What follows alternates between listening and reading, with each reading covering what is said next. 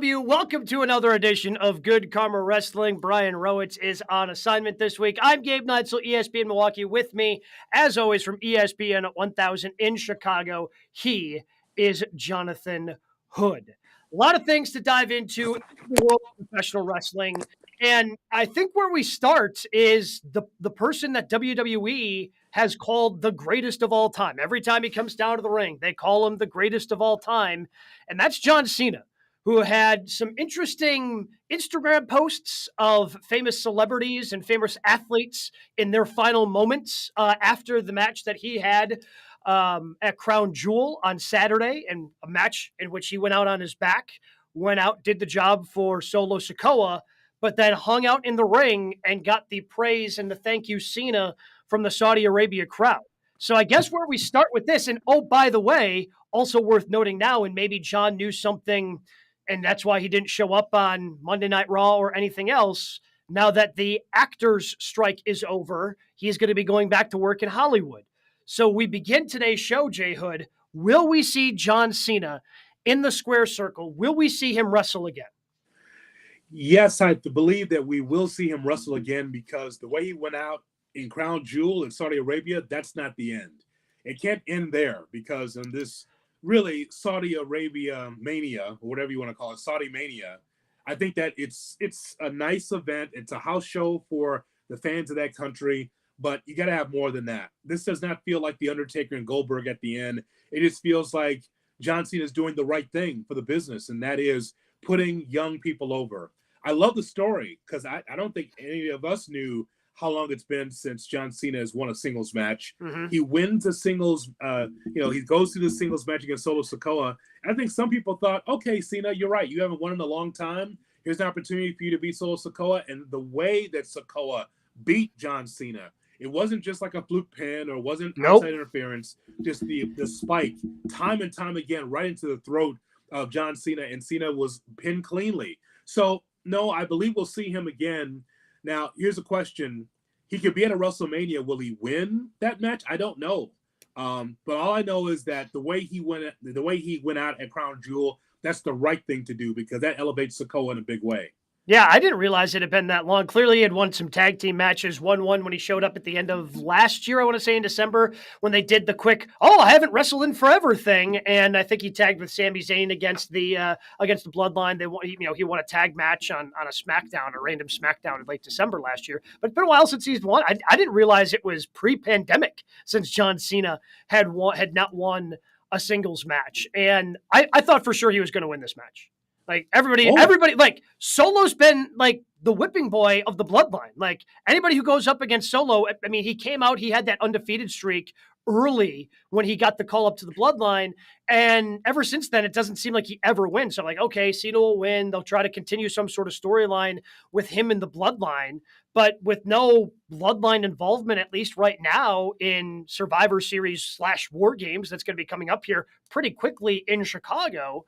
That, I guess there wasn't a need for any sort of opponent for Roman Reigns at Survivor Series. So the fact that he went over, like you said, the dominating factor, like that does a lot for Solo Sikoa, because he's still John Cena at the end of the day. And I made the argument last week, Jay Hood, that I thought Cena had to win. Yeah. Because you can only keep coming back so much and putting everybody over before it stops meaning something. Mm-hmm. And I think we're getting close to that, especially because they used it as part of the storyline with Cena this time around. But at the same time, like if that's it, then, I mean, that's a heck of a way to go out for him, to go on his back and doing the job for Solo. I'm with you. I think we see at least one more John Cena match. I'm just not quite sure when it's going to be, because when he's in the middle of projects, he's going to have the exact same issues that The Rock has had in the past, where, yeah, he wants to get back for one more, but he's getting involved in so many different things. It's going to be tough for him to find that break in the schedule. Plus, I would like to think he'd want to go out in front of the fans here in the United States. Cena got beat so bad, I thought he should have been in the first match. Because usually that's the case, right? Well, but they're all taking like the same flight back, so it's not like he can just hop on his own jet and get back to wherever he's going, like when it's here in the States. Wait, so you have him being with the rest of the wrestlers? You don't have him on his private plane? he's with the crew, but that's something, boy. That's different. Yeah. I think he flew over with everybody else. I think WWE's because we know WWE takes a charter because famously it was held on the runway in Saudi Arabia a couple of years ago. So we know they take the charter over there at least for the majority of the talent that goes over. So here's one thing I want you to think about, Gabe, because we hear from Michael Cole and says that this is the greatest of all time, that John Cena is the greatest of all time. And so, I think that is something that I look at that I'm annoyed with, because for a certain generation, maybe that John Cena is the greatest of all time. I've always thought that Ric Flair was the greatest of all time because he actually was a traveling champion, one of the last traveling champions. They'll go all over the country, all over the world, defending the NWA championship. When I hear John Cena is the greatest of all time, I'm thinking, so Hogan wasn't, and Bruno wasn't, and Backlund wasn't. Okay, fine. If you want to say the greatest of all time in this era, that's fine. But we've had this discussion on GKW before. John Cena was champion when wrestling wasn't really cool, in that there was not an AEW. There was a TNA, okay, but there was no AEW. There was no real viable second and third option to watch. Cena was during a time where people were bored with Cena. Coast to coast, people would say Cena sucks. And it wasn't because of respect. It's because they were talking about the front office, talking about Cena winning again, big match John winning again. Like, okay, can you give us something different? Can we put Cena in peril where he's chasing for the championship? And when he was chasing for the championship, it was a short chase. And so I believe that Cena, and I wish this was in a documentary so everybody can understand the time. If they put this in a documentary and they show fans across the country saying Cena sucks and how Cena had to wear it because the fans were mad at Vince and Triple H and everybody else in the front office, I think that tells a greater story. For him to be the greatest of all time, hard to be the greatest of all time when you're babyface and you're being booed out of every building around the world. Yeah, but at the same time, it's clearly just a marketing thing. And one of those people that you listed, WWE, I guess it depends upon the day if WWE wants to keep distance between them and Hulk Hogan, right? Yeah. Like they've kept him away at times. They've brought him back at times. One of the other people now works for the other company because he was able to come to a deal with them for his energy drink. So he's going to be hanging out with his old pal Sting on Sting's, ride out for AEW. So it's easy for them to go greatest of all time because they know John's not going anywhere. Like John's in their back pocket. John's always going to be a WWE guy. So that's why they get away with doing that. But yeah, I mean, 16-time world champion, he's going to have all the accolades, but in terms of being a company guy, I mean, it's like him and Undertaker in the last, 30, 40 years in terms of being a WWE company guy. It's those two that hold the pillar, which is why he's ultimately going to get that nod from someone like Vince, someone like Hunter. Yeah, this is why Vince McMahon, I don't know why this is coming around. I know you've seen this as well. That little meme of Vince McMahon talking about The Undertaker and couldn't do it, has to cut. I can't talk about it, pal. And he starts crying about The Undertaker. It's been a meme for everything now. Yeah, well, why is it coming around now? Like that documentary came out like 2 years ago. I don't know. I don't know. I don't know. I don't understand. People just found this of Vince. Okay, whatever. When it comes to Crown Jewel, though, you mentioned it was a house show. It's basically a house show, and I feel like WWE's done a better job over the last year and a half or so of folding it in and making it more important to grander storylines, getting away from the one-offs of the Goldbergs or the Undertakers, HBK, like those guys coming back for the one-off and getting the big pop in Saudi Arabia. But this one still kind of had a house show feel to me because it just, a lot of the outcomes were very obvious. I mean, I think I could have predicted just about everything that happened in these, including Logan Paul winning the U.S. title. Like, it was just obvious. Like, Logan Paul was going to win the U.S. title. Roman, there was no chance he was going to lose his title. I mean, EO, having Kairi Sane come back was a nice surprise to with EO Sky and advancing that storyline with Damage Control. But you knew Rhea wasn't dropping her title. Like it was just okay. I mean, and there were good matches, right? Like the show itself, if you sat down and watched the show, it was good, but it seemed pretty inconsequential to the larger WWE picture. That's how it always is for me, and that's why I'm going to ask you the question. We don't have Broets here as a referee, so I can come right at you. On oh boy, right? Okay, Saturday. What was Mm-hmm. the temperature in Milwaukee? Temperature in Milwaukee on Saturday. It was a pretty decent day outside. I'd say we got to the upper 40s, low 50s. Yeah, wasn't too Okay, bad. but still, the golf ranges are open, right? You could Oh, have. 100%. Yeah, courses were open. People were out. People were playing. Sun was Okay, shining. It was a good Saturday. same thing in Chicago. So pretty much in the 50s. I think that was the high. Yeah. 51, 52 degrees. You know what Jonathan Hood did? He went out. That's what he did. He went out. I'm shocked that you're live texting in our group chat about Crown Jewel. A noon start central? Yeah, noon start central. I'm like, why is Gabe watching this live? Of all the three of us, you'd be the one taking advantage the most of being outdoors, because we're both from the Midwest. We don't have Browitz in here with his sunshine. It's 90 degrees from West Palm. It's you and I basically just taking up the last bit of sunshine that we have, right? Well, and you're inside watching pretty much a house show. I was shocked. And I'm like, I'm outside and Neitzel's watching this live. Well, so it was like a perfect storm of things that came together. So I typically do game night on ESPN radio on Saturday nights. Yeah. My parents wanted to get dinner, but they know in order for me to get back in time for the show, like we've got to do like an old person early dinner. So we had dinner reservations at 4. Like there was a golf thing with the golf club that I'm a part of, but it was up in Sheboygan. I decided I didn't want to go and do that and drive all the way up there.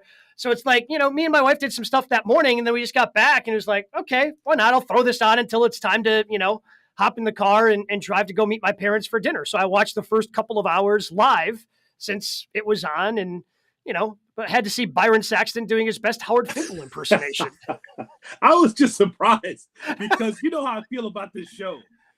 Crown Jewel, and by the way, Peacock feels like the way I feel about it, right? It's on at noon. Yeah, I got 48 hours to watch it. I got the all weekend to watch. Nothing's going to happen there. I'll watch it later. And that's exactly what the hell I did. Ain't no way. Now, Clash of the Castle, different story.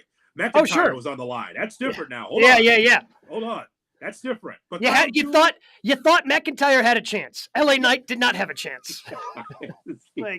That's different. Oh, I'm going to watch that, pal. Right there. But for that, I'm like, it's just the same. Gabe, let's be honest. It's the same 9,000 people there, kind of dreary, dark. Just like it's nothing really special there about those shows. I've seen this for years where it's like, okay, it's not skippable, but I could be able to pick and choose the matches I want to see. Oh, yeah. And if you're a diehard WWE fan, I understand. You got to watch you want to watch everything. You want to see it live, all that. But for me, for this event in particular, it's like, okay, this is a house show with cameras. It's what it is. Yeah. It's got a little glitz to it, but for the most part, it's just like, for this country, here's your show. And we're just going to film it for the United States and everybody else around the world. Well, yeah, because every once in a while, something important does happen. Like they had in the previous iteration, because they go there twice a year for $50 million per show. And that's when Seth was crowned as the world champ, right? So, okay, they had the culmination of that at Crown Jewel. So every once in a while, they kind of pay that off. But, I mean, I just can't imagine them doing there was 0% chance of Roman Reigns' title run ending in Saudi Arabia while college football is going on in the United States. No, it's just not that's not how it's happening. They're not going to do it that way. There's no way. And the shows are always decent to good. They're never necessarily great for me, but they're pretty solid. The best match on the card for me is the United States Championship match because of what we saw there. We saw Logan Paul be able to once again wow everybody to defeat Rey Mysterio. Like you might have predicted the finish, but just the in-ring action again is so amazing. Old schoolers are pulling their hair out saying, how does this guy come off the street and look like he's been wrestling for 20 years? And it's not just about practice. This dude here studies. They say he studies. Oh, yeah. And I was like, he's giving me a little Ultimate Warrior. He's giving me a little Lex Luger. He's like going through the archives and like, you know what? I could do this move. I do this move. And it becomes like a retro wrestling match of things that you saw years and years ago that he's implementing in the match. It just makes it interesting for me. I'm curious to see how much he's around. And I know he had the comments after the match saying, oh, looks like because I'm U.S. champ now, I'll have to be around more often, which he will. Because, I mean, if the U.S. title was on Raw, okay, whatever. That's fine because Seth Rollins is there as the champ. Well, Raw's got Gunther and Seth Rollins. Now over on SmackDown, you've got a part-time champ in Roman and a part-time champ in Logan Paul. It just seems like a lot of the work that Hunter has done to elevate those secondary titles, the U.S. title and the Intercontinental Championship, especially with having, at the time before the World Heavyweight Championship came around and Roman was the champion of both shows, walking around with both titles.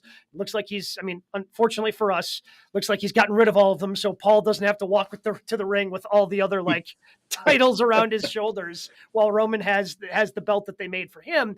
But they have to have one of those champions has to always be present on that show. Yeah. And I don't know. I mean, clearly Roman's not going to be at Survivor Series. He's not advertised for the show. They're doing War Games. He's not going to be a part of it. So he's not going to be around for the next couple of weeks. Hell, I don't know if he's going to be around for the rest of the year until we start getting to Royal Rumble build.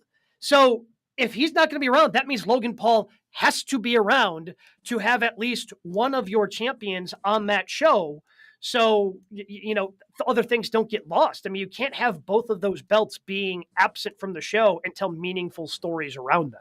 You are correct about that, sir. And for Logan Paul, like anything else, I don't need to see him wrestle every week, but he gets real heat. Oh, yeah. And so when he goes in a promo and if he's setting up a future pay-per-view match or a match that might happen to be on SmackDown, he can talk him into the building or just talk him to the TV. That's what you do today. You talk him into the television or your device. It's like, oh, I can't wait for someone to beat this guy. That's what you want, right? Yep. The classic heel is, God, this guy talks so much, and he thinks he's so good. He thinks he's so great. And I can't wait for this babyface X, to beat this heel because he thinks he's so good. He's got this big right hand, and he's doing boxing matches, and he thinks that his shit doesn't stink. I can't wait. Well, I think that he provides that kind of heat, even in 2023, for the fans of the WWE Universe. Yeah, I want to make it perfectly clear. I am pro Logan Paul being in WWE. Oh, sure. Because not only with the external stuff that he does, and he had a great social media post of all the things that he's doing with the U.S. title. Like, he's laying his bed with his wife. Like, his wife is spooning him. He's spooning the U.S. title. He's showering with the U.S. title on. He's on the treadmill running with the U.S. title on. Like, I understand, like, the appeal of all that. Yeah. But at the same time, like, you can't, while you're chasing some of those ancillary fans, this is something that two other sports that I really love and follow, baseball and golf, have struggled with, where they want to appeal to a broader audience because they feel like they're getting too niche. But at the same time, you can't undercut your core value, your core base. So by not having that championship presence on a regular basis, and like you said, like, he doesn't need to wrestle. He just literally needs to show up and be on television every week, and that's all he needs to do. And look, I have no doubt that this guy's putting in the work necessary. You've seen every match he's put on. It's dumbfounding how just of a natural he is when he's in the ring. It's awesome to see. I just need to know that he's going to be there every Friday night. Maybe that's the next opponent for John Cena. Ooh. Just an idea, since we're talking about the Cena topic. I mean, like, will he ever wrestle again? Yes, it might. Maybe it's him, because we start to see this roster, both Raw and SmackDown. We got, okay, so you've gone through Austin Theory, you've gone through some of these other young guys. Like, what's the next opponent? It's not going to be Roman, okay? It's not going to be Gunther. So it makes me wonder, as you always say, WrestleMania is the one for, like, the mainstream, for the outside wrestling fans. What if it's Cena against Logan Paul for the United States title? I'm into that. I think that's good. And if that's a Cena, I guess the last thing to ask about Cena before we move on, because there's always the thought of, to be, old school guys go out on their back. Well, there's not more of an old school guy than Taker, and he did not go out on his back. He went out victorious. And granted, it was the cinematic match that they did for, the Thunderdome WrestleMania, but he didn't go out on his back. And it just seems that in 2023, it's really hard for high level guys to go out on their back because they're all unretiring anyway. Yeah. How many last matches has Ric Flair done at this point?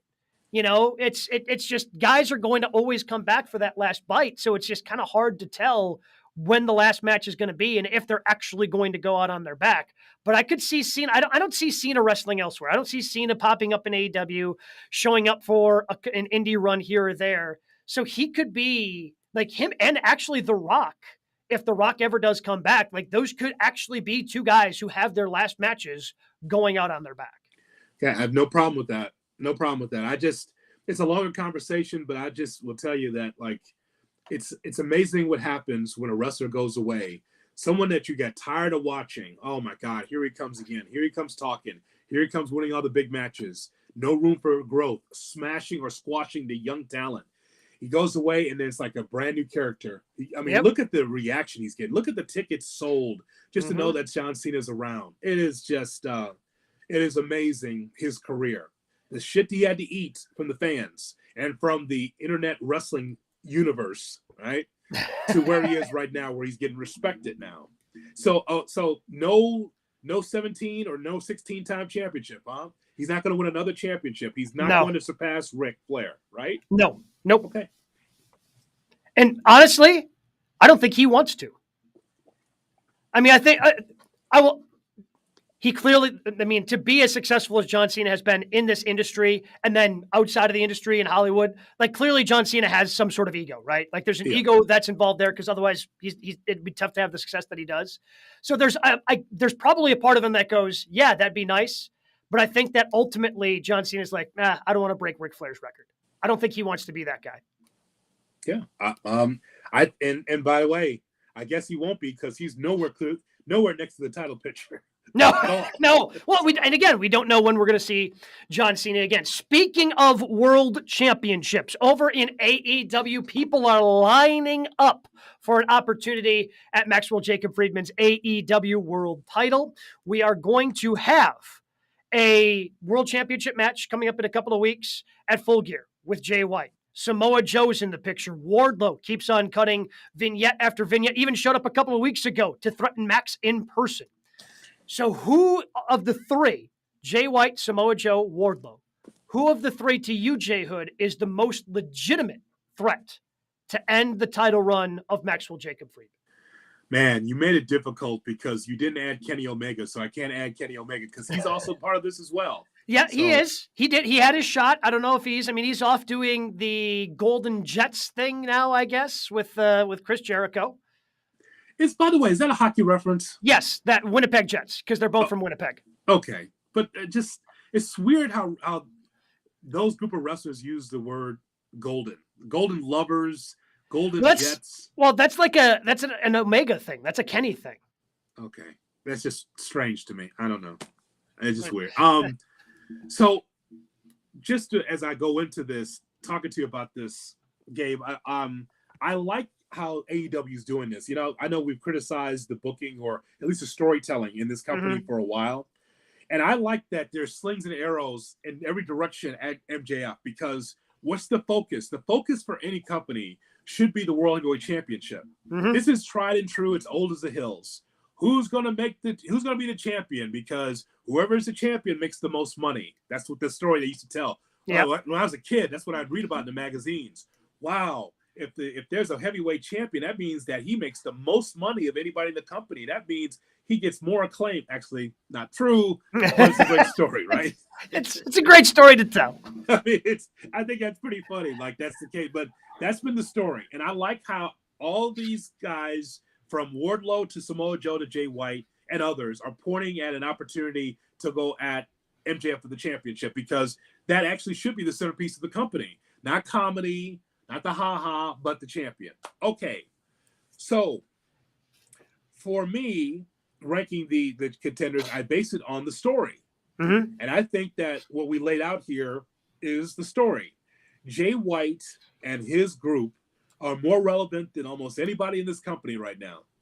I mean, you may not, I know that we were down on the Bullet Club Gold at the beginning because they're like, what is it? You got the Guns in there too because they're not very good, but all of a sudden they're elevated where it's like I can't wait to see them now because when all four of them are together on Collision, it's a must watch. It's one of the most watchable things on Collision when you see those four together because they got the best promo time, they wrestle hard, and so they're interesting. So to me, even though we're going to see this at the Forum in Inglewood coming up later on this month, Jay White is the number one contender for me, followed by Samoa Joe.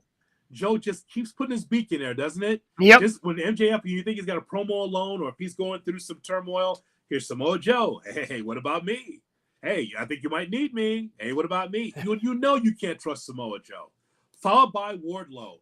I hope for Wardlow's sake, all this time he's getting on TV, all these squash matches that he's getting will lead to something like a heavyweight championship run at some point. Because even though we see him for a snapshot on TV and wrestling, when we see him for a snapshot on a promo, Gabe, it's more interesting than Wardlow's ever been. So yeah. I think it's in those three. I think if we line them up, I think it's those three in a row. Wardlow is super interesting to me because he's somehow now the heel just because he's opposite of MJF.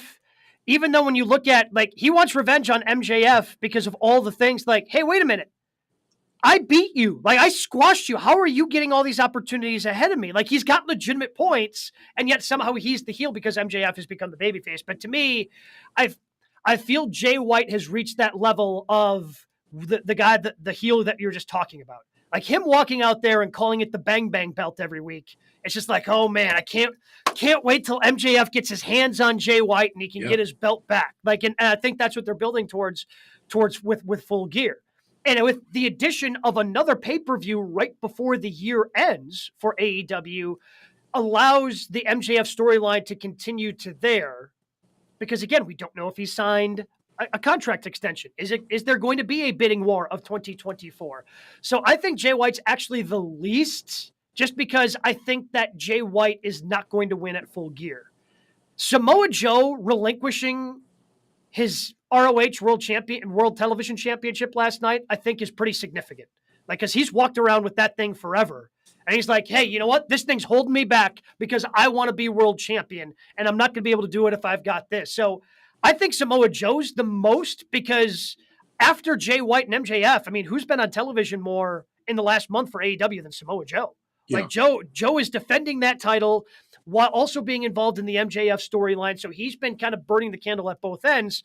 Whereas right now, Wardlow's still mostly vignettes, mostly squash matches.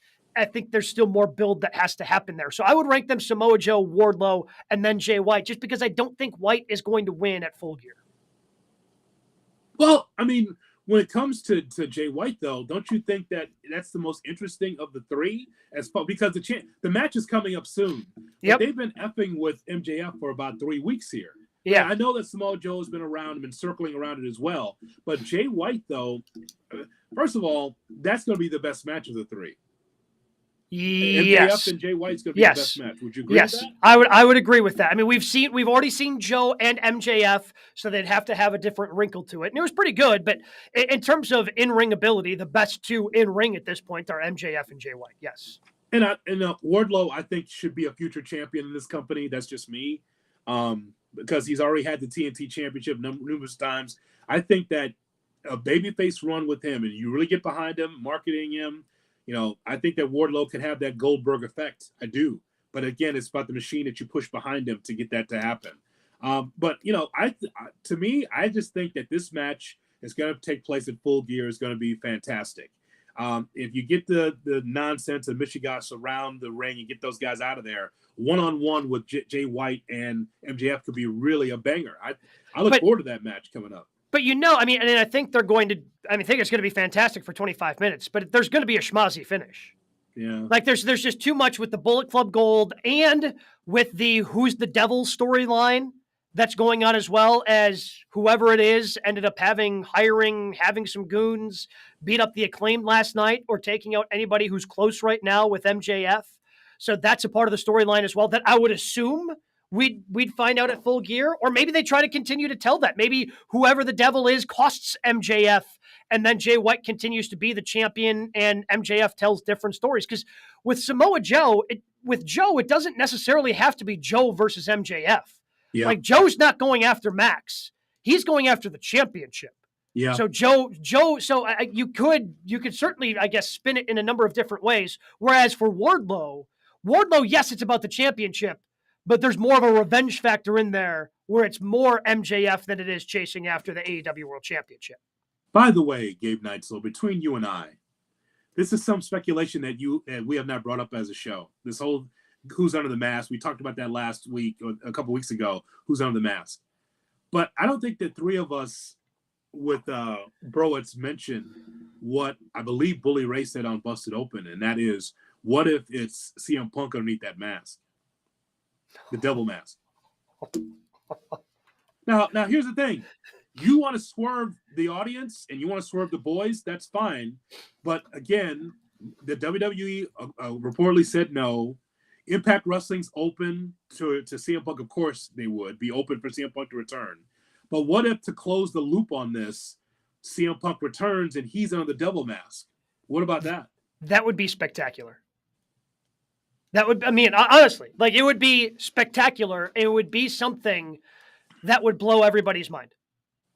You know, if, hey, you know what, if they're looking around, they're looking at, man, we wish again, I don't necessarily care about the ratings, but maybe if AEW looks at Collision ratings and going, man, we knew it wouldn't be great against college football, and, you know, in the fall on Saturdays, but we were hoping for something a little bit more. We know that Punk's the guy that can help drive those ratings. I mean, if it is CM Punk, that would be, my God, would that be an unbelievable swerve? Like, that would be, and so hard to pull off in today's world of professional wrestling. It would be spectacular. Like, it would be what, the biggest swerve since what? Like, most of these swerves end up being like, in most of these reveals end up being like, oh, Vince was the head of the darkness of ministry. What are we doing? Like, what? That wasn't cool. Like, most of these, just whenever somebody ends up getting unmasked, kind of fall flat on their face. Yes. CM Punk would not fall flat on his face. No. As a matter of fact, I can make the case that if it's not CM Punk, it'll be a disappointment. Because we can give other names than we mentioned a couple weeks ago. Like, I could say, like, you know, underneath that mask is Britt Baker.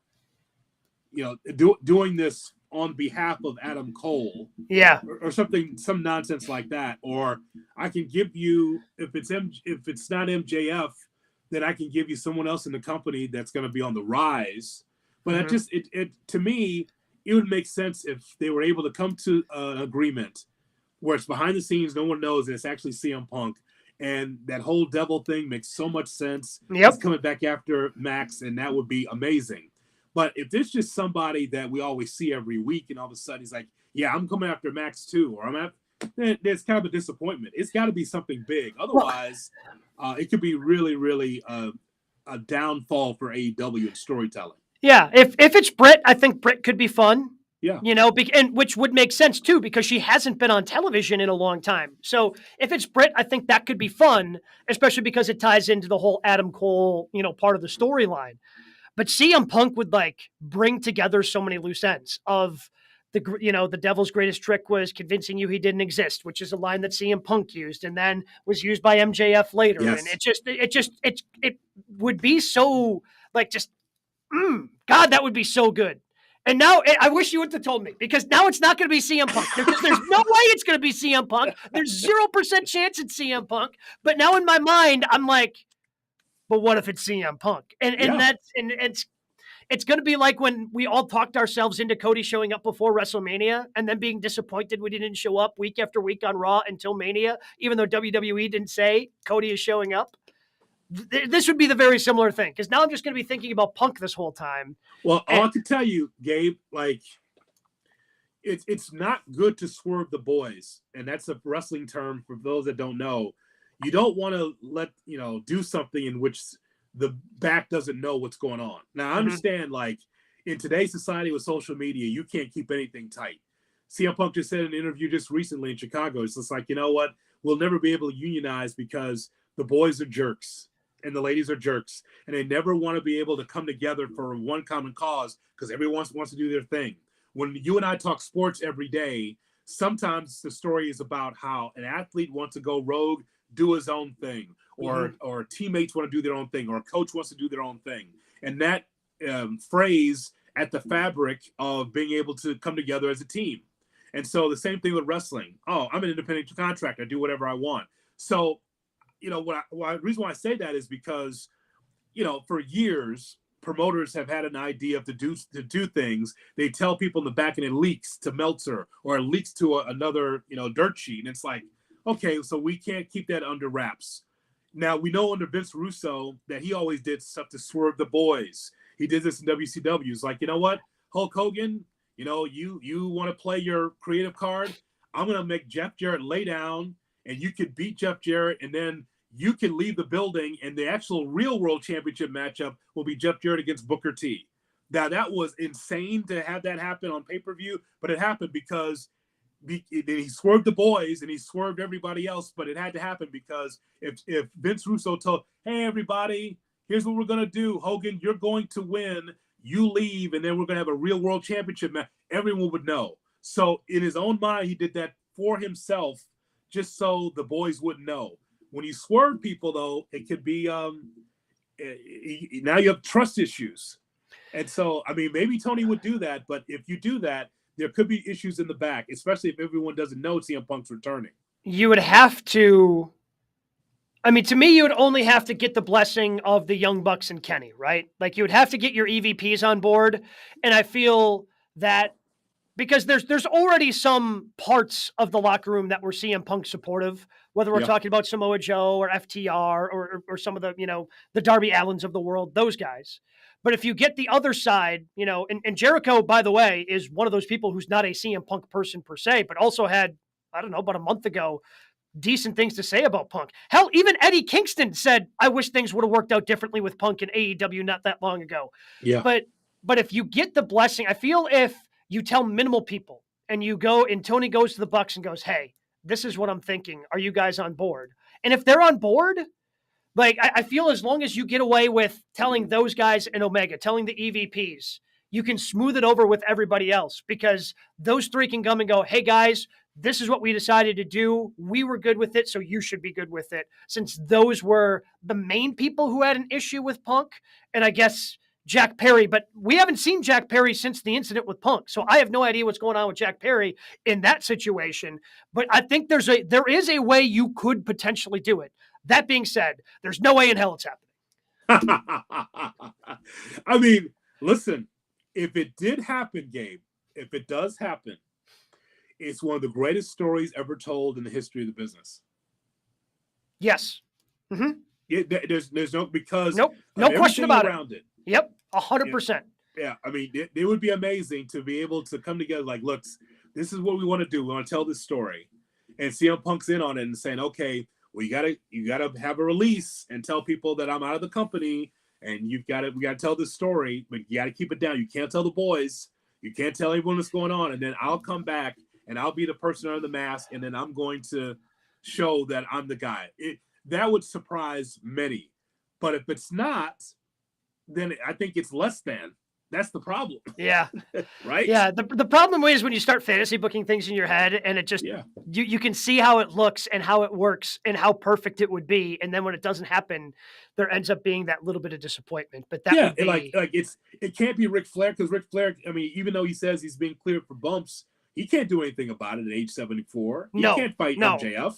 No. So that's where I'm going. Like, Britt's a wild card. There's a few other names that we could throw out there, but we'll have some more time to talk about it. But I just think that I heard that this week, and I thought that was fascinating. Yeah, Britt's right now, of all the names we've thrown around, Britt's probably my second choice. Mm-hmm. But there's such a far gap between what number one, if number one's Punk and two is Britt, there's like a Grand Canyon gap between 1 and 2 in terms of how good it would be between those two. One of the other big stories in professional wrestling, and it ended up culminating a little bit on Monday Night Raw, but it was announced officially as part of the Crown Jewel Premium Live event on Peacock. But Wargames is back. Wargames Survivor Series is back for a second consecutive year, and we have our first Wargames match that's going to pit the Judgment Day, as of right now, up against the team of Cody Rhodes, which is kind of cool that Cody finally gets to be in the match that his father invented. You have Jey Uso, Sami Zayn, and Seth Rollins. We'll dive into fifth members and all that. But Wargames has now become kind of a staple for WWE, starting when they brought it back initially for NXT. Yeah. And Survivor Series has been its own, like they call it one of the 5, main pay-per-views that they do every year. Should Wargames be separate from Survivor Series? Yes. Yes, it should be separate from Survivor Series. And here's why. So War Games can stand up on its own, especially if you have a good undercard. That's the whole thing about it, right? when you have war games, it's usually 5-on-5 and 5 of your best stars in the main event platform of your company. So if your undercard's good, then it's like, okay, leading in, some really good, intercontinental matches or really good tag team matches, great. And now it leads into war games. And that should stand alone, not because of tradition. You know how I am. Like, I can be somewhat of a stick in the mud traditionalist at times with this stuff. But I can understand if they just had war games on its own and just have the best of the best. I think that NXT did a really good job. And again, it wasn't the star power it was in the 80s or 90s. But I think they did a good job of trying to reintroduce war games. Survivor Series. It's funny, Gabe, I watched Survivor Series from the beginning when it first came out. And it's like, okay, it just became a cluster because we saw so many of the kind of the same match. And it's kind of like, and the matches in the ring were like 2 minutes, 3 minutes. It's like, okay, that's not really great. You just waited till they whittled it down to the final two. Then it got fun.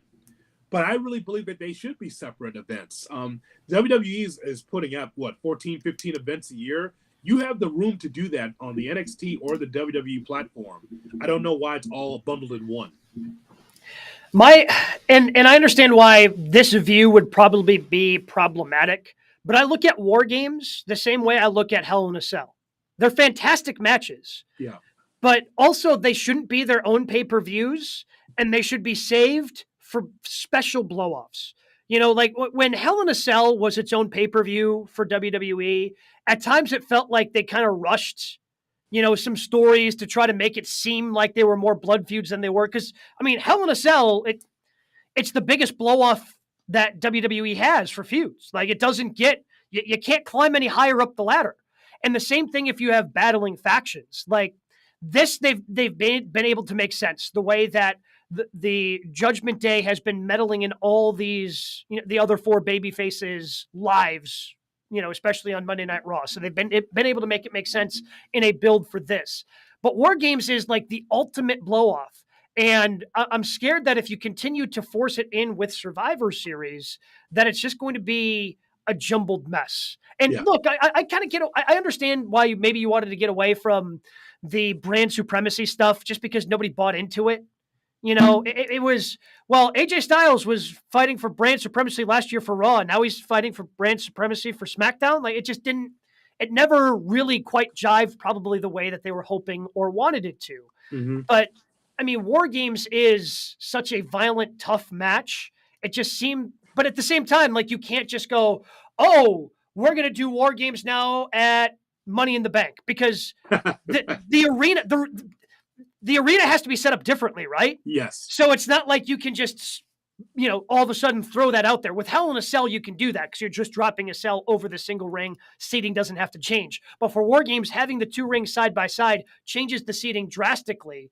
So if you are going to have War Games, I understand why you have to have it planned so far in advance, because you're selling tickets and the whole marketing thing. But in my perfect world, you'd be able to spring War Games out there, and it would have a little more meaning as, oh, okay, this is real serious now, instead of, oh, okay, clearly these guys are going to be in War Games. And it just, it loses a little bit of that, I think, kind of oomph it could have going into it. You know what, Gabe? In this fictitious show that we watch, this professional wrestling, you still need to be able to have stakes. Yep. And so it's funny that you mentioned the brand supremacy, because there's really no such thing. I know that it's going to get contentious here. You can already tell between Adam Pearce and Mickie James' husband, Nick Aldis. You can always tell there's going to be an issue. Maybe they'll wrestle. Hopefully they'll wrestle. Oh, man.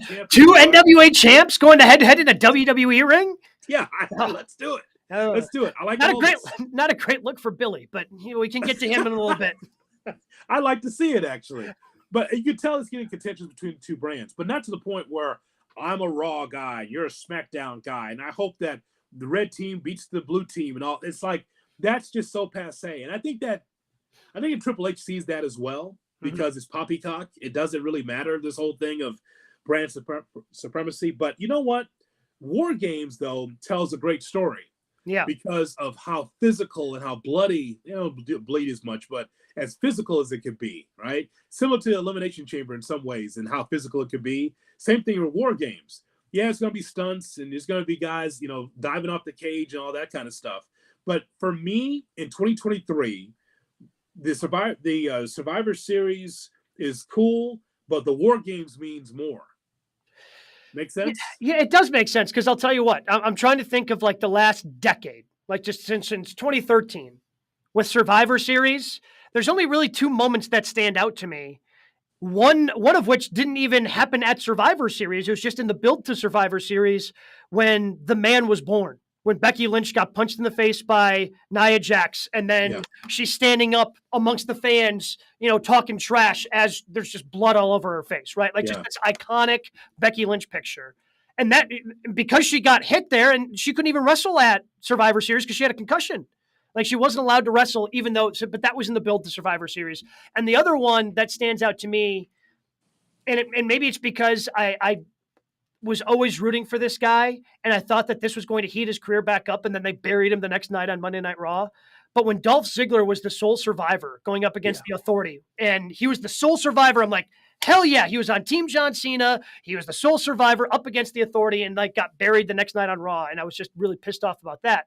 But with just one thing of War Games, and maybe because the bloodline was involved, but I remember, and maybe because it was the most recent one as well, but like Sami Zayn giving the haluva kick to KO last year was pretty powerful inside of War Games. Like that was a powerful moment that is going to resonate and continue, to your point. Yeah. To me, that War Games, because here's a team like, okay, we're going to battle this team. It's going to be physical and we're going to win the war. Maybe it's going to be, I don't like when it's pinfall, but I love when it's a submission. I love when it's a submission because it's like, okay, I give up. I can't take any more because I've had too much punishment. That resonates with me more than Survivor Series, one-on-one matchups, ultimately, 5-on-5 tag team matchup. I mean, if the women want to do that, no, it's going to sound bad. If the women want to do that, fine. But I don't want that for the men. And I know that sounds bad, but that's how I feel about it. But if you're going to have War Games, and you're going to have the two rings there anyway, why would you do a traditional Survivor Series match when you could just lower the cages and just do a women's War Game match too? Yeah, I mean, I feel like I get more heat with the guys that do with the women. Sure. Like who hates who in the women's division? Everybody hates Rhea. So Rhea versus everybody in War Games. Well, I tell you what, you talk about a battle, right? We're talking about all the different women in there against Rhea Ripley. I think she could hold up. I think she could hold her own. Yeah. There's I mean, unless you're doing some sort of War Games thing on the SmackDown side, but even then I'm not quite sure because you have something brewing right now with I guess you could go Bianca Belair, Charlotte Flair. I guess I don't know who else would be on their team. Asuka against Damage Control with a returning Kairi Sane joining Damage Control and do a 4-on-4 Survivor Series. I don't know who the fourth person would be on that SmackDown women's side. That's kind of been involved in all that. That's the only possible way because there's too many individuals, not enough people kind of fighting amongst each other on Raw. It's just kind of every woman for herself. They just did the every woman for herself battle royal on Raw. So the only way if they do one, it'd have to come out of the SmackDown side.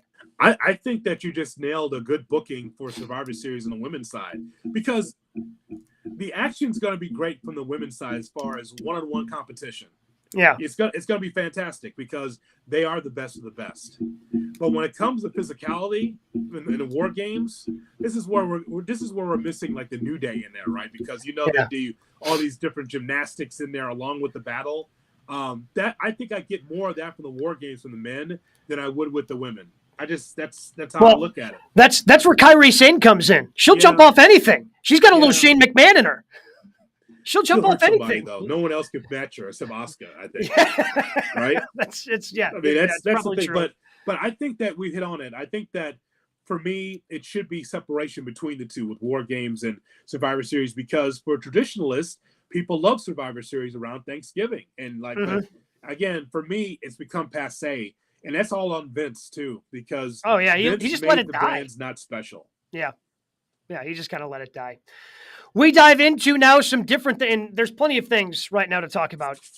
in news and notes. We begin with TKO, and I don't understand. So with part of the financial releases and everybody's doing quarterly releases, all that sort of thing in the financial world, under risk factors for TKO, and when we knew that this was already a thing, but they detailed how Vince McMahon could be a risk to their business, saying, quote, the special committee of independent members of WWE's board of directors investigation into allegations of misconduct by Mr. McMahon and any further allegations and investigations may have an adverse financial and operational impact to our business performance. That is wild to me, that like this company knows that Vince could have an adverse effect on them, and yet they're still allowing him to sit on the board and have the position that he does in TKO. Well, did we not say that on this show? What happened is that McMahon, the great businessman over the years, got snookered. He did. We saw this coming, right? Ari Emanuel sitting next to Vince McMahon and just saying, oh no, Vince knows the wrestling business. We love Vince being part of this. Yeah, but he's under some indictments here that's coming out there. He's going to be no. Vince is great because he knows wrestling. So I'm your boss. I'm going to report to you. Are you a report to me? And he got so fluffed up by Ari Emanuel and TKO. They just want to make this deal. As soon as the ink was dry, they're trying to find a way to part away from Vince. Vince is more of a figurehead now than ever before. Yep. He's not even in creative anymore in WWE. We were worried about that. And he's just, I mean, he is out there like a doddering old man at Saudi Arabia saying, this is our new home, WWE, this is our new home. You don't know what you're talking about anymore, old man. Saudi Arabia is not your home. It's not. The United States is your home. The idea that you're saying that this is your home, oh, you're going to have a Raw and SmackDown shows on here every week? No. So he doesn't even know what he's saying anymore. He's a figurehead, and he got played. But then again, he's paid. His family's got paid from this. That's fine. But as far as power, what he really wants, he doesn't get that power. I told you at the time. Yep. I said there's only one thing that Vince is good at is wrestling. He's tried everything else to try to promote everything, like from football to World Bodybuilding Federation. He's tried everything, and he's failed at it. But the one thing that I think that he's pissed at is that he's only a wrestling promoter. That's all that he's ever been good at. And then I look at him now, a figurehead toward the end of his life. When we started this show over a year ago, I did not think that I could just say the two letters CW and we're about to have the conversation that we're about to have, because somehow the CW finds themselves in the middle of the professional wrestling world. First, of course, and we've talked about this on the show before, they were the rumored one of the top 20 networks that Billy Corgan, again, nothing official there. It was just kind of everybody putting together some different pieces. But Billy Corgan and everyone thinking, oh, CW, that's where NWA is going to end up because he keeps insisting on these things. Meanwhile, WWE swoops in, looking for different bidders for all the different shows that they have. And it appears that NXT is going to be ending up on the CW at this time next year in 2024 when the contract for that comes up. And it looks like they're going to head over to the CW. And part of it, Billy Corgan still apparently out there insisting that the NWA has a TV deal in place. However, other rumors persist that after doing a cocaine spot in their latest pay-per-view, that has the people at the CW going, do we really want to be in business with this guy? And potentially that led to the deal that they now have with the WWE. I think I covered all of that, but that's what's going on with the CW in the world of professional wrestling. It is strange that we're talking about the CW network, fourth or fifth in line as far as the networks are concerned, for them to be able to be in this conversation for wrestling. But, WWE found a home there with the CW. But there's layers to this I want to talk to you about, Gabe. Okay. First of all, for generations, there's been a stigma against professional wrestling. And you know this. Because if there was not a stigma against professional wrestling, then you'd see WWE Raw brought to you by Chevrolet, AEW Wrestling brought to you by, Amazon, whatever, right? They have really had a hard time being able to get into the mainstream as far as as far as being able to have sponsorships. And Well, just now, WWE is starting to get that now with K Jewelers and everything else. But but you know how long it took oh, for a wrestling company to be able to have a Fortune 500 company to be able to support them? yeah, the stigma is because even though, and again, the ratings that come out, and like, even though I think Raw had a really, overall, the overall number, whatever, but in terms of what the demographic is, like, they had one of the better numbers for Monday Night Raw this last week, like, across all of television. But it's hard for them to get advertising dollars because the stigma of the professional wrestling fan is that we're cheap and we don't have money. And Yes. therefore, we're not going to spend money. So people don't want to dive in and get involved with this carny business that is professional wrestling. Well, that's it. That's it right there in a nutshell. We don't want to put, we know that kids will be watching our network. So we don't want to have this carny business on our network. Yes, it does great ratings. And yes, you get more young people in it. And you can grow, X network with young people watching pro wrestling, but wrestling's not real. So we can't do that. We want real sports. Because even though wrestling can give you the numbers that you're looking for and to expand your audience, you just don't want them. You don't want Yeah. those people. They don't want me and you. They don't want the wrestling fan listening and watching this podcast. But here's the other layer that I want to talk to you about. Okay, I mentioned stigma, right? Mm-hmm. The stigma of professional wrestling, in which Fortune 500 companies or the brands that you use don't want to deal with professional wrestling because of the stigma around it. Oh, it's not real, and oh, it's okay. Billy Corgan hurt the wrestling business in that last pay-per-view. And you say, Hood, how could that be? Little pay-per-view, probably didn't draw much. How did he hurt it? Let me tell you how he hurt it. Because of Jim Mitchell, who hasn't been over ever in his career. I don't care if it's TNA, WCW, whatever. It's never been over. You let this mid-carder be able to do a cocaine spot on a pay-per-view in which everyone knew about it because it went viral. So because it's just the NWA, people say, well, what's the big deal? I mean, look, they're doing a cocaine spot. You see this in movies. You see this in TV shows. Why is it a big deal? Because it happened on a wrestling show. Yep. That's why. Because they want to find any reason not to put it on. And so they do a cocaine spot. Now, I'm not offended by it. You're not offended by it because we see this on TV all the time. When they're telling a story, someone's on drugs or whatever, they do a cocaine spot. Okay, fine. We've never seen it in wrestling before. But the point is, though, Gabe, is that Billy Corgan, for allowing that to happen, hurt the wrestling business. Because the next time the WWE, AEW, New Japan, Impact, whoever wants to be able to get a deal with someone, I don't know. I mean, are you guys doing cocaine on your show? Well, no. That was the NWA. Well, we can't take that risk. And the same thing, if it is true that the NWA cannot get this TV deal on the CW because that cocaine spot, then that's a bad stigma on the business. Not just NWA, on the business. Because and good for WWE. You know what they did? They're like, I see you have a problem with the NWA. Well, we are family-friendly entertainment. Mm-hmm. Oh, let's take a look at it. Oh, your numbers are pretty good too. No cocaine spots on these tapes. Come right in. So Billy Corgan effed it up for himself, Gabe, by allowing that to happen. Why do you think that was a good idea? Now, again, I'm not offended by it, but you have to understand that a network would look at wrestling, not a regular TV show. They will look at wrestling and go, oh, this is lowbrow. This is garbage. I guess, I mean, I don't watch enough NWA to know the answer fully to this question I'm about to ask, but what does it add? Like, there's no way doing that spot added that much to your show. No. Right? Like, I can't imagine what that added other than, what I saw that was tweeted out and put out on social media. And the announcers were even like, what do we do? Okay, I guess they're just having a good time over there. Boys will be boys. Am I right? And it's just, they didn't know what to do. So they just tried to ignore it the best they could. It was just, it seemed uncomfortable and nobody was that comfortable with it all the way around, except for the people who are hopefully pretending to be snorting cocaine.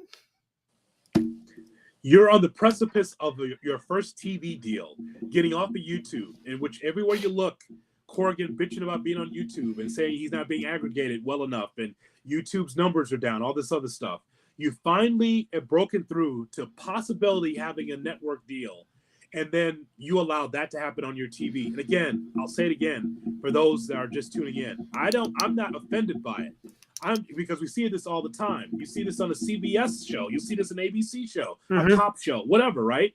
But the idea that happens in wrestling, fair or not, people will look at that, networks and sponsors will like, you guys do that on your TV show? Oh no, we're not doing with that because that's not family friendly and that's not for kids. Like, and so Corrigan hurt the business for allowing that to happen. He did. He hurt it for everybody across the board. And for those that are looking at us and saying, well, WWE does well, that's not the point. WWE also could go to some place and say, hey, we have this platform. And someone's going to pull up this cocaine spot on this rogue NWA show. It wasn't even part of a match. It was just something that they were just showing that this guy's doing cocaine, and that hurt the NWA. And here it's smart for the WWE because they're like, oh, there's problems. We'll take that spot. And so now back to the drawing board for Billy Corrigan. Also on Fightful Select and other places, talent are bitching about Billy Corrigan. This is going to happen because Nick Aldis, one of his last interviews before he came to WWE was with Sam Roberts, and he goes, yeah, I like Billy.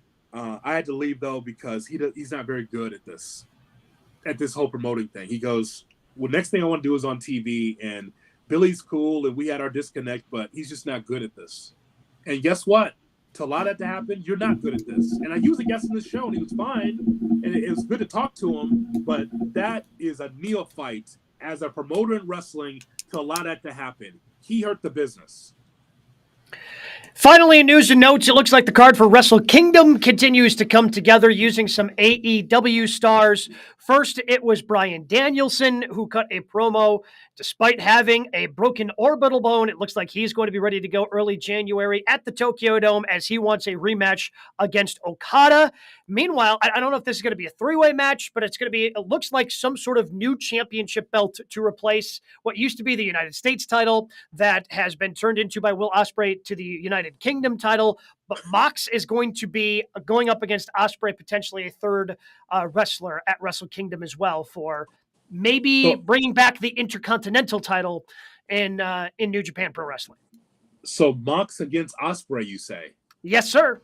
Mox against Ospreay. Boy, that should be a hell of a matchup. That's going to be wild. The changing of the title, though, I'm confused by all that. But because Ospreay did it because he's from the UK. He's like, oh, I don't want to represent the United States. I'm going to represent the UK. Yeah. And I know the Intercontinental Championship a couple of years ago was folded in, and they unified it with the World Heavyweight Championship over there. So I think they may just be bringing the Intercontinental Championship back. And as far as Bryan Danielson is concerned, what did you say last week when I was out? Did you say that he's a maniac? Oh, he's an insane person. He's an insane person. That's just he's just a wrestling insane person. There's seriously, but think about this, Jay Hood. He got injured on a Saturday. Hey, I know how we can use this to further a story, not just for our company, but for another company. So he goes out there and wrestles on a Wednesday with a broken orbital bone so he can further a storyline and wrestle it in the Tokyo Dome. That is the behavior of an insane person. It's a long conversation, but it's almost like the WWE was trying to help Bryan Danielson, not hurt him. Yeah. Because here's a guy here that was going to go all out, and didn't matter if he's injured or not, he's going to wrestle. And of course, the WWE, you're not allowed to do that. I'm sure that he was telling them, this is who I am. I'm a maniac. I need to wrestle. I need this like I need breath. I need this like a hobo needs a ham sandwich. I need to do this. And I'm sure that they were like, yeah, we got to make sure that you're healthy, you know? Yeah. Well, and so this has also now made me think over the last week after he had the promo that came out, is he going to break his promise to Birdie? There is no way he's going to be able to stay away from professional wrestling. I could say he's getting this all out of his system, but I'm not sure if he really is. I know that listen, I love a guy that feels like he's going to make all the towns, meaning the old phrase of, hey man, no matter what, I'm going to be out there. I'm going to be banged up, but I got to be out there because I got to help the company. I get that. But my God, man, you have a life to live after wrestling, don't you? Presumably, he's got a couple of kids. He's making promises to. I don't know. Again, I don't want to make it seem like I am very grateful for Bryan Danielson. Yes. Like, professional wrestling is better with him. I just want him to, every once in a while, take it easy. Like when you break your arm, maybe don't wrestle 10 more minutes with that broken arm. Or when you break your orbital bone, don't 3 days later jump back into professional. And I understand in that match he was barely involved, and like he participated because it was a tag match. He was outside of the ring for most of it, but then obviously had to go back in there to do the spot with Orange Cassidy and Okada to set up the angle that is now going to be going forward at Wrestle Kingdom in New Japan Pro Wrestling. It's going to be wild. Wrestle Kingdom's always good. We always get a chance to get that secret link to watch it. So it'll be interesting, that's for sure. Finally, we arrive. What were your matches of the week this week, Hoodie? Okay, Gabe Neitzel. I told you earlier in the show, and I still feel strongly about it, that my favorite match at Crown Jewel was Rey Mysterio against Logan Paul. Okay. And this is with the Tribal Chief, and I think that it just spoils it when we know that the Tribal Chief is going to, take on the Yeah movement and realize that Roman Reigns wasn't going to lose the championship. Logan Paul did more in this match than I saw from the main event of Crown Jewel. Rey Mysterio still good. It's amazing his age can still go. So that's one of my matches. Yep. Sami Zayn against Seth Rollins in the main event of Raw. Monday Night Raw. That should be a pay-per-view in which Zayn should go over. Don't you think? That's what that made me realize. And I had that match down as well. Sami versus Rollins. Sami is going to be the world heavyweight champion one day, and I can't wait for it. It is going to be the crowd is going to be so far behind him. And maybe it's against Rollins, maybe it's against somebody else, but I'm starting to come around on the thinking of maybe Triple H is seeing what I'm seeing, and that Sami Zayn could be this generation's Mick Foley, where he's just this lovable babyface that people are going to get behind, and he doesn't need a long run with whatever world championship you put on him, but he is deserving, especially the work he's done over the last year plus with the bloodline, out of the bloodline. He has been doing some heavy lifting for WWE, and he deserves to have a world heavyweight championship run at some point. And I cannot wait for that moment. I agree with that. Watching that match, it gave me those MJF Kenny Omega vibes. And I'm like, should I be paying for this? It's exactly the same thing. Like AEW was criticized for it. WWE should be criticized for it as well. Just at least AEW gave you 3 days warning.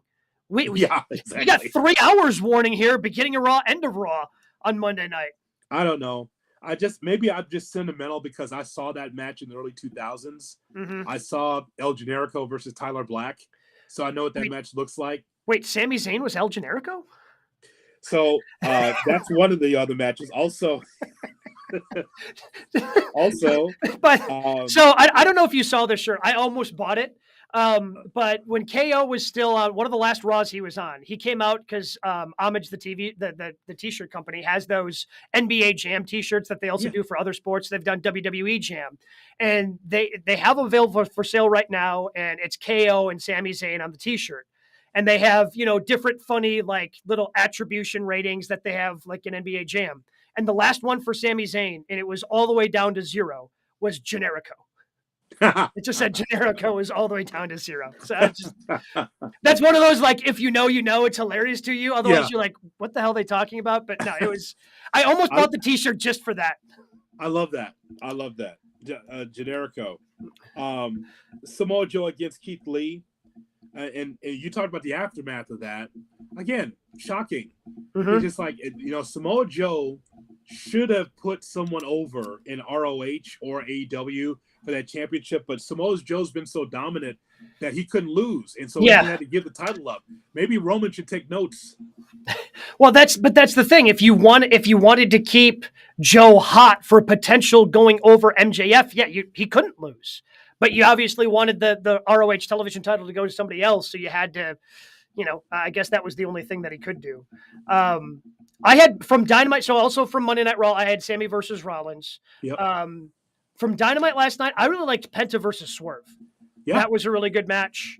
And then Rampage, Vikingo versus Commander versus Penta was as spectacular as advertised. It was just, you knew that was going to be really good going in, and it ended up being really good. Rampage has actually had some really good matches over the last handful of weeks. Again, if you skipped it, are you missing out on anything? No, because Vikingo versus Commander versus Penta has zero bearing on any AEW storyline, but it was still a hell of a fun match to watch. And I really liked from Crown Jewel, this will go in my honorable mention, Rollins versus Drew was also good from Crown Jewel. Yes, very physical. Yep. It's what we thought it would be. At some point, we talk about Sami Zayn, Drew McIntyre, great story too, but never, not a good enough story for me to believe that McIntyre could win. Yeah. But the story is true. I won the championship in front of nobody. I feel like I've just been spinning my wheels here, and now I got an opportunity with a guy that I respect, Seth Rollins, for the championship. And so is as physical as good as I thought it was going to be in that matchup. And by the way, I still like my idea. Maybe I have to send a letter to Tony Khan. I love my idea. You laid out Rampage, right? Mm-hmm. Well, every time we talk about Rampage, the few times we talk about Rampage, we talk about Latin American stars. Yep. I told Denise Salcedo this on Sirius XM. I said the whole show should just be Latin American stars, like led by Roosh, like the whole thing. Sure. I'm serious. Like they should be Latin American stars all the way across the board, taking on one another or taking on, American stars or whatever. But yet they are the guys that are over. They're the stars of the show. Led by the matches that you just talked about there. Just put it on for an hour. Like I think it'll be fine. I think that because every time we talk about Rampage, it's like what you just laid out. It has nothing to do with AEW, but it's great action nonetheless. Yeah, very rarely is there actually any story in any match that goes on Rampage, but there have been some pretty good matches they've put on Rampage the last couple of weeks. That'll do it for us this week. You can always tune in each and every Thursday. Download it wherever you get your podcast. Of course, you can always subscribe and comment on our YouTube page. Make sure you check it out, youtube.com/Good Karma Wrestling. You can see it right there. Jay Hood is holding that up as well. Brian Rowitz, he'll be back next week. Plenty of things to talk about as we get ready for Full Gear, full Survivor Series. We'll talk about it all right here on GK.